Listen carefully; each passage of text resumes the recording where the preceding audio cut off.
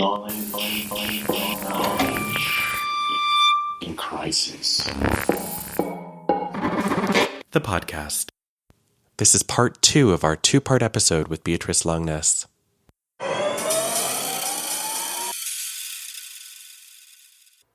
Now moving on to Freud. Freud is famous for saying that he made a huge discovery, namely the unconscious. So Freud proudly says that he has discovered something completely new about the human mind. But it sounds like that can't be right, because you just explained that, according to Kant's view, there is a deep sense in which we are unconscious and cannot know our own mind. So was Freud wrong? I think he was bragging, no question. To a certain extent, he was just bragging. He was an ill-tempered Viennese. You don't have to keep this. So he was bragging. That's the truth. It is understandable in some way. First of all, there was something very true about the claim to novelty. What was bragging was, and all philosophers before me thought that mental life is essentially conscious. All philosophers have thought, said Freud, knowing perfectly well that this was not true. And actually, he does say on occasion that Kant was the first to say that we cannot know things as they are in themselves, including our own mind. So he was aware, when he came back to his mind, as it were, he said the right thing about Kant and about a few other things.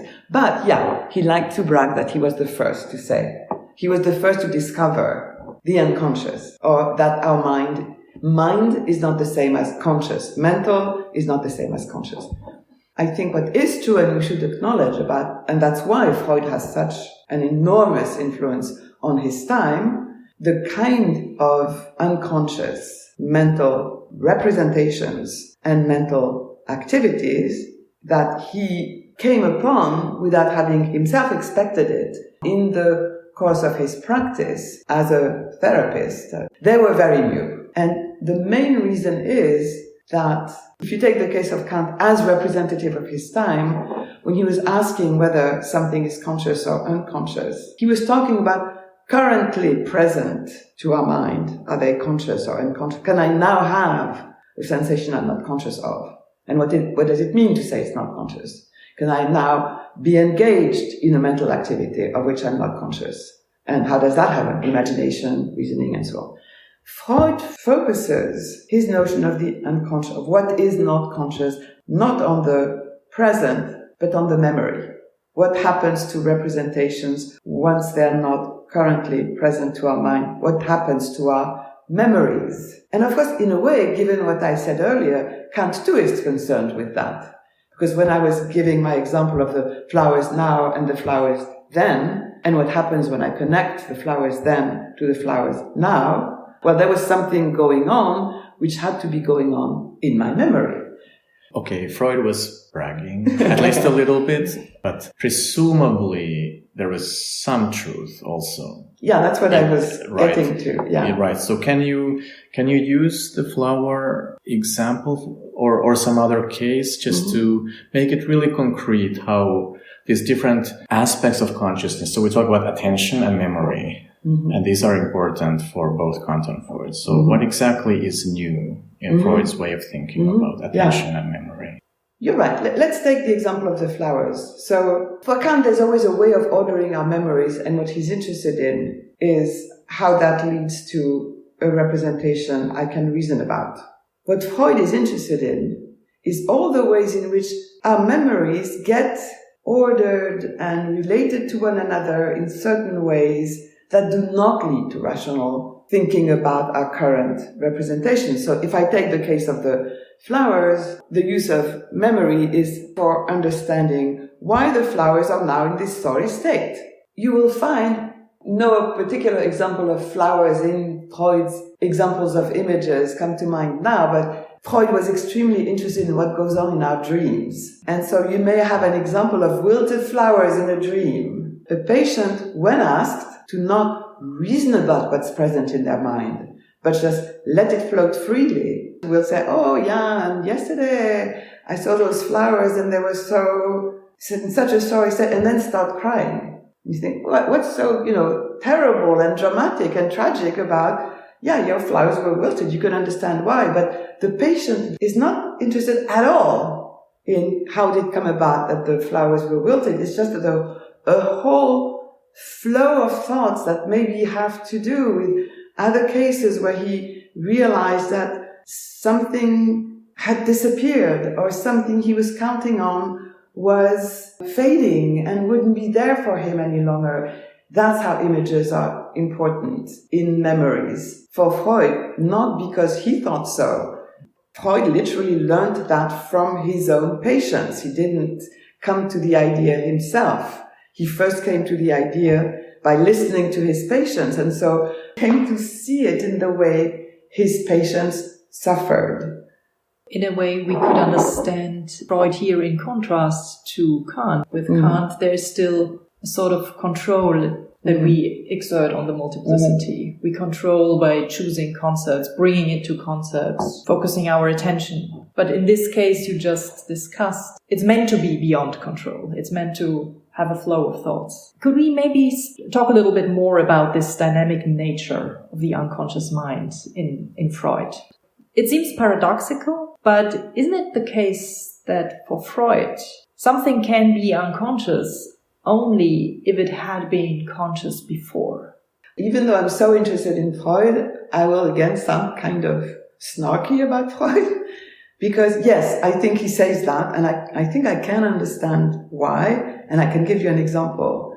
For instance, for an image, like the image of the flowers, to crop up in that other weird kind of mental logic, which is the logic of feelings. I'm remembering a bunch of flowers that are wilted, which is a very anodyne thing, and suddenly a flow of other thoughts come into my mind that will sort of activate what's most suffering about me. But for that image to play this role, it has to first have been an image in my conscious life.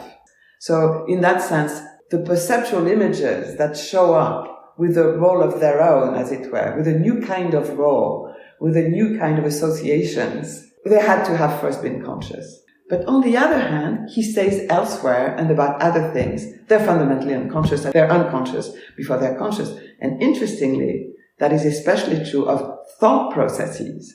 Thought processes have to have been unconscious before they are made explicit and thereby controlled. I think ultimately what you were reminding us of is indeed what's most important, the images, because the unconscious life of the mind belongs to a system where what's most important is the images. We think by images, which is the most primitive way. The infantile thinking is image and affect, image and feeling. And there has to have been something conscious to then start belonging to that other logic, which is the logic of the unconscious. I think you mentioned affect just now for the first time, and it's clearly a key notion for understanding the different logic in the Freudian account of the unconscious mind.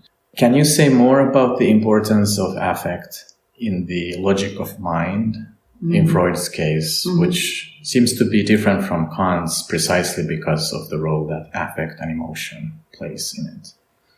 There is a kind of reductive image of Kant because of the importance he gave to rationality, that feelings are not important. They are. And in fact, I announced 3 critiques and I talked only about 2, pure reason, practical reason. The third was about judgment, and in particular about aesthetic judgment, where the whole questioning is about what role does feeling play. So it's not that feeling plays no role in Kant's thinking, but for Freud, there's a logic of affect, namely a type of combining mental images which is governed by affect taking the leading role rather than reasoning. And is that why the Freudian unconscious is dynamic? Yeah. Namely, for instance, it's a bit of a simplification, but it basically gets us on the right track, I think. If a representation is stored in our memory and an association might bring it back and suddenly, boom, no, it's left out because there's some affect or emotional reaction to that particular representation that makes it too painful to let it come back to a conscious state where it would be natural for it to occur.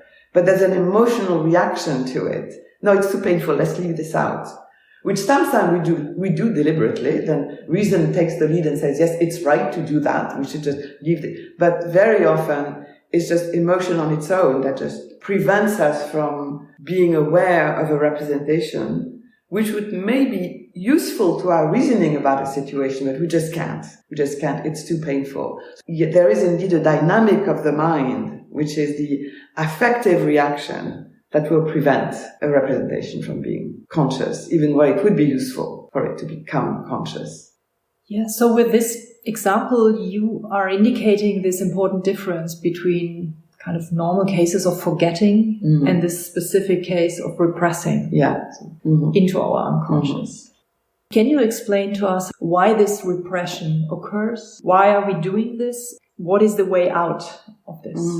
So here again, maybe the simplest way would be to give an example, and maybe an example of one of Freud's earliest cases.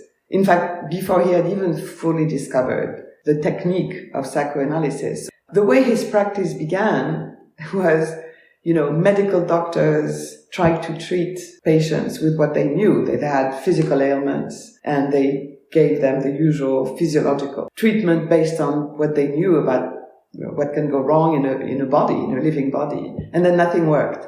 And so as a last resort, they bring the patient to Freud. Can you do something for this person? And so one such case was a young woman.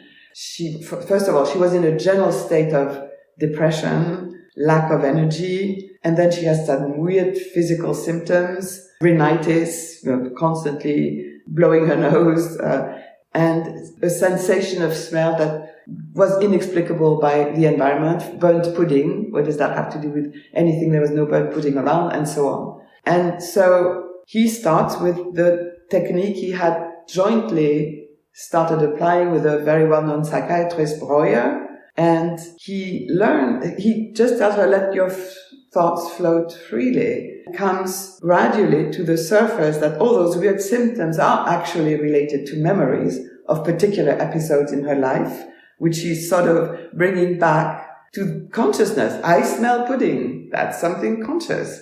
And then the feeling is related to images, the children she had in her charge who had burnt the pudding, and then other images, the father of the children and her own mother. And it gradually comes back to her consciousness that she had been confronted with a kind of romantic attachment she had to the father of the children, which could not possibly be reciprocated. And not only that, but was extremely improper given the society of the time. She was a young governess. He was a very established man. He was a widower, so there was nothing wrong there, at least in terms of, the immoral aspect, but there was some deeply incompatible with her own view of herself, her acceptance of the norms of society, and yet that was responding to a deep desire in her, desire for love, which is one of our most primitive desires. And instead of acknowledging that, she just repressed it, but of course it could not be fully repressed, so it finds this way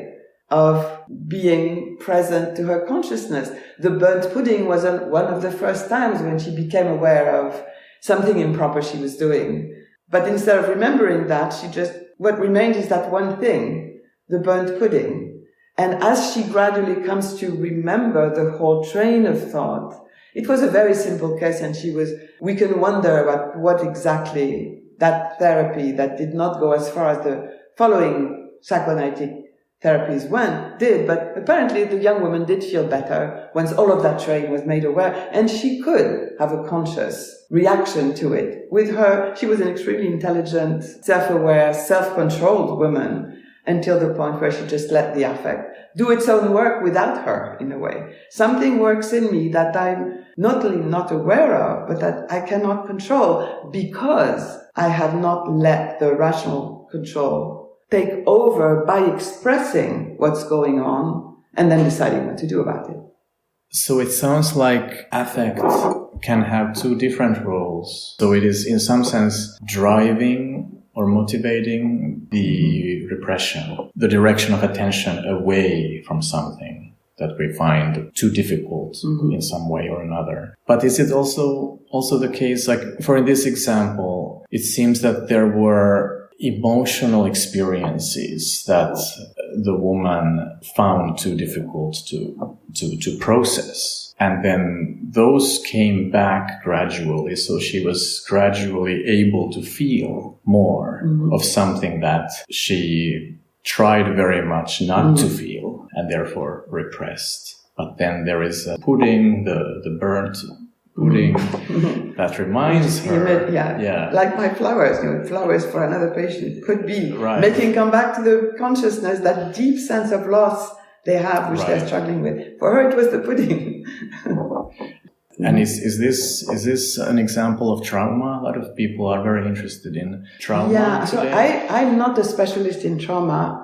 And I mean, I think there's a lot going on today thinking about trauma, which is of a different nature. Okay. And so I wouldn't dare, give you a Freudian theory of trauma, because I think he does not account for all the types of trauma. I will not say anything general about trauma. Okay. I will say something about trauma as it is encountered in the type of cases that Freud treats.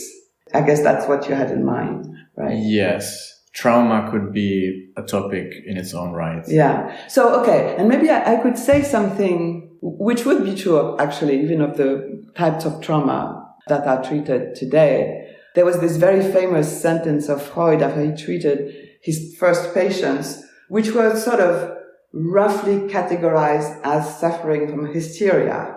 Now, what was a common diagnosis of hysteria at the time has been divided into different types of diagnosis, but I will go with hysteria, namely generally illnesses like that of my young woman, where because it cannot be expressed, a suffering that's deeply seated in the mind comes to be expressed even in weird body ailments, which should have nothing to do with them. He said of those types of patients, they suffer from reminiscence, they suffer from memory.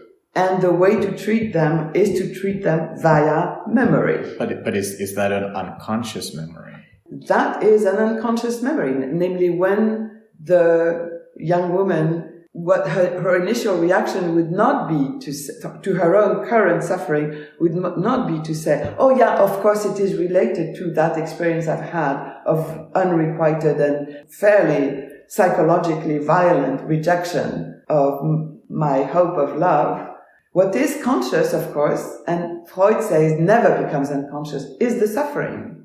That's something that Freud did not acknowledge as an important discovery of his, or did not brag about as much as he bragged about the unconscious, but the idea that an affect, a suffering, remains conscious. That's precisely why hysteric patients are suffering. They continue to suffer, but they suffer from a reminiscence that is unconscious. I mean, the image that should be associated, which is the image of an event or the image of a person, is still there in their memory, but dissociated from the current suffering. And so the current suffering goes and attaches itself to all sorts of seemingly incomprehensible other objects. My hand hurts, my nose bleeds, my general body feels weak.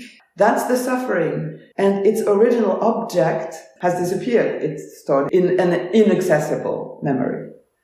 This is a really fascinating story you have presented us, and a fascinating dynamics in the mind we find in Freud's unconscious mind. But Freud was also a physician, and he was famous for his studies of the brain as well.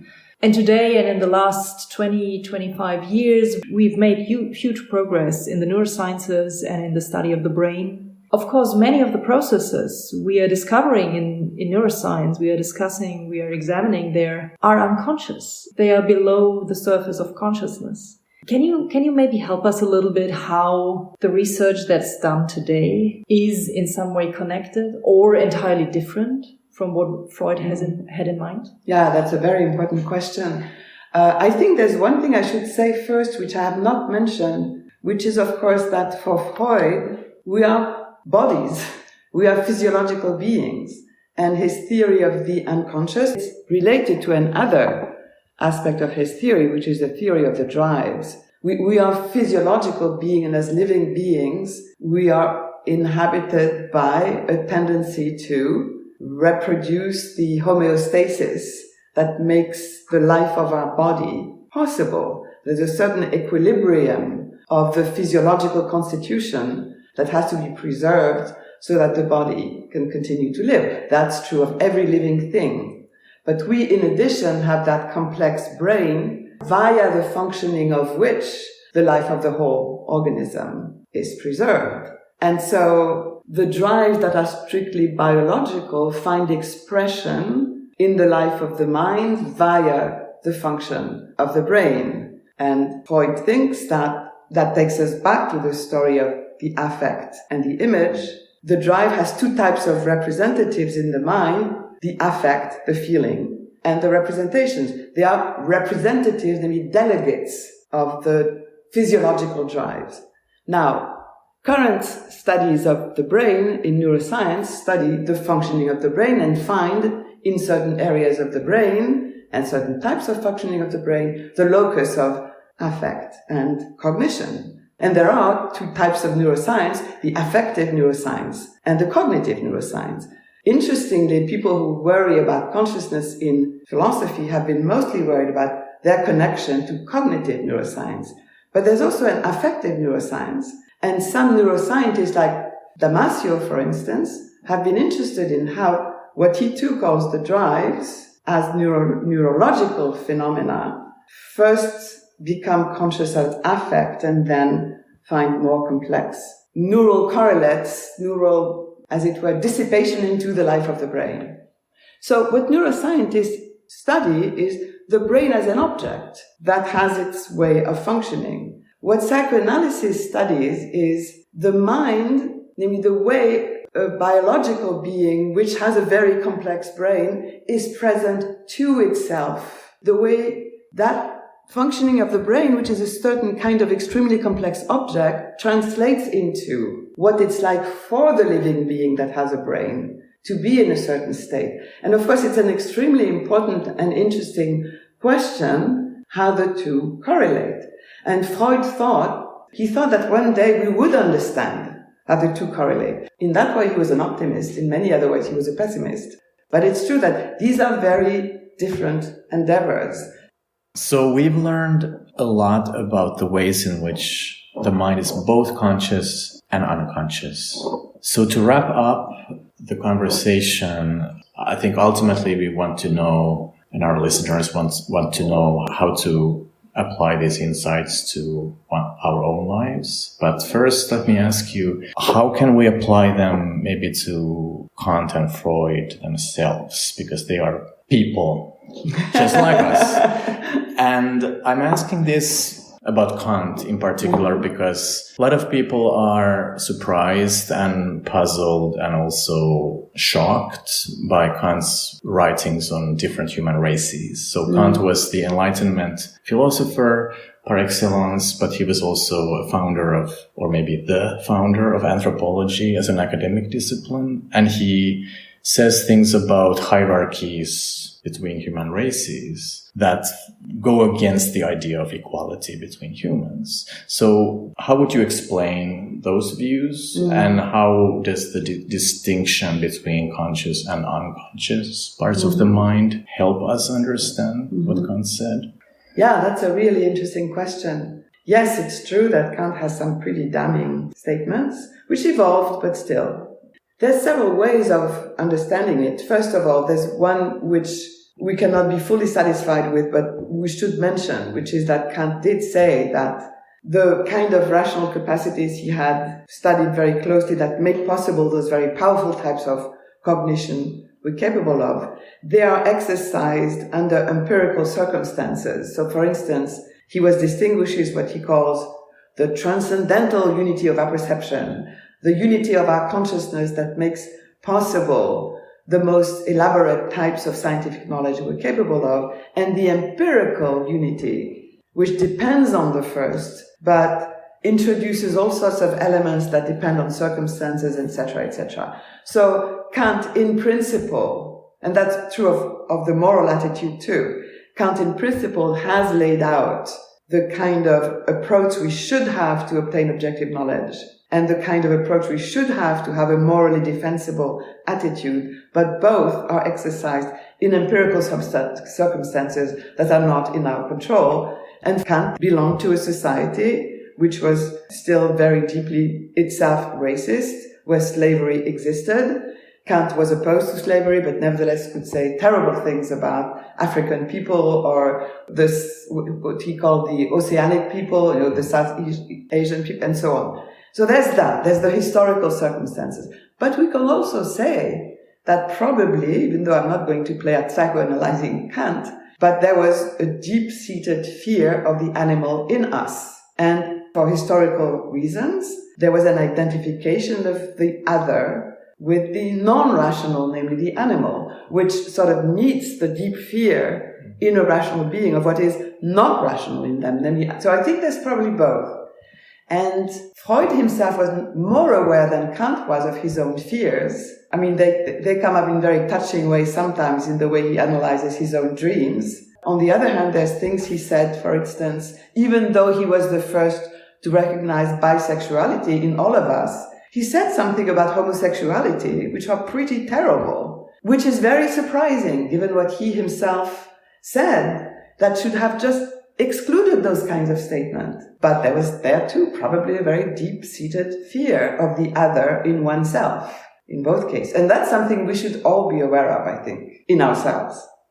After this really fascinating conversation, which we could continue for hours, I guess, our minds are necessarily partly conscious and partly unconscious. That's what I learned from this session. But what does this mean for us? Do you have a takeaway for our listeners? There would go back actually to the way Kant does meet Freud. Namely, Kant's big worry was be aware of your limits. For him, it was the limits of reason. Freud's lesson is also be aware of your limits, namely be aware that whatever effort you make, and you should make efforts at self-awareness, acknowledge that you do not control everything and make that a sort of guiding attitude, both in the way you try to lead your own life and the way you try to relate to other people in their efforts to lead their own life. That maybe is what I would draw as the not entirely optimistic, but wise lesson from thinking with both those authors. Béatrice Longuenesse, thank you so much for joining us. Well, thank you for this conversation. It was wonderful. Thank you.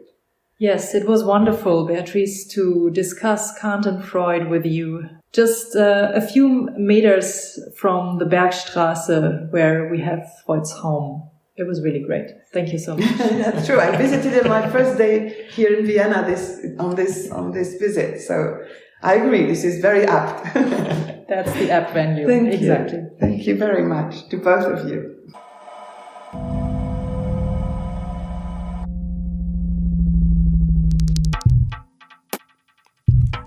This podcast has received funding from the Austrian Science Fund as part of the Knowledge in Crisis project. We're a collaboration of more than 50 philosophers at the University of Graz, the University of Salzburg, the University of Vienna, and are led by Central European University. For more information about our research and details about upcoming public events, visit www.knowledgeincrisis.com. You can also find us on most social media platforms at Knowledge Crisis. Thanks for listening, and stay tuned for our next episode.